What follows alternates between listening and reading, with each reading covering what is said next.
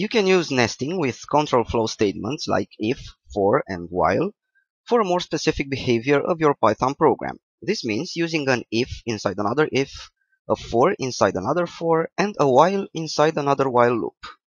Let's use some basic examples to see what I mean. First, let's refer to the if statements. When nesting an if statement inside another if statement, we are actually telling Python that the indented code below the nested if should execute only if both statements are evaluated to true. So, let's say x equals the string Cisco. Okay.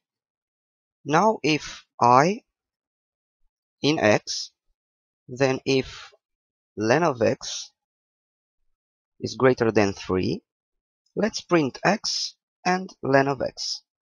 Okay, this is actually the same thing as the following.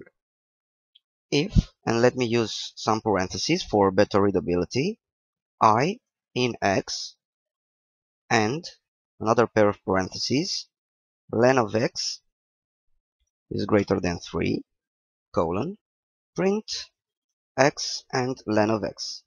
Okay, in this case, just remember that the parentheses are there for a better view of the code.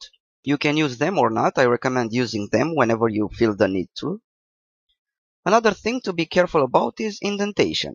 When using nested structures, there are multiple levels of indentation created. So the second if statement is one level indented from the first one. Then the code which should run after evaluating the second if statement is again indented. So notice the indentation right here. So the print x and len of x statement is 2 levels away from the first if statement and 1 level of indentation away from the second if statement. This way, we can easily use indentation as a delimiter between nested structures.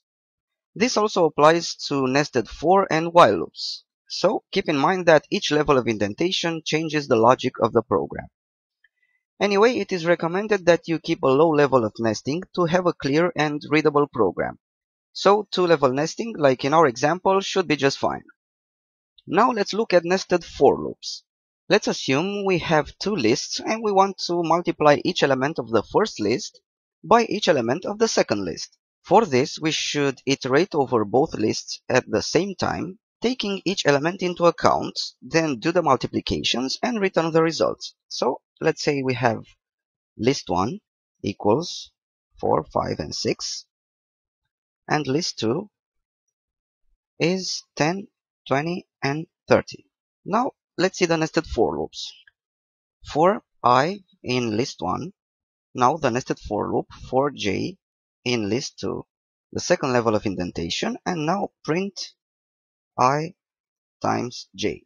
So what this code tells us is, dear Python, for the first element in list 1, take each element in list 2 and multiply them. Then for the next element in list 1, take each element in list 2 and multiply them as well, and so on until list 1 is exhausted. You can go back from the second indentation level to the previous one just by hitting tab once instead of twice, so that the new code is vertically aligned with the second for loop, so at this level of indentation right here.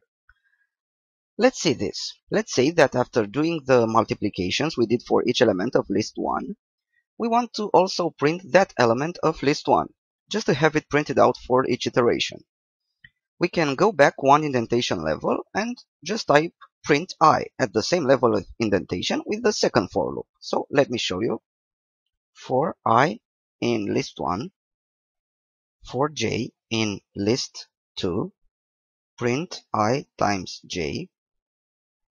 And now, getting back at the first level of indentation, print I. This is the result. Notice that we have the elements of list 1 somewhere in between the results of the multiplication. So 4, 5, and 6. Okay. Using a for loop inside another for loop can be pretty useful sometimes. Now let's look at while loops and consider the same example from the while loops lecture. So let's say we have x equals 1 while x is less than or equal to 10. Let's say print x, and x equals x plus 1. So this returns all the numbers starting from 1 up to and including 10. Now let's see a nested while loop. So let me write this first.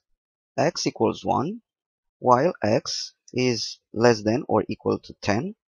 Let's say Z equals 5, X equals X plus 1.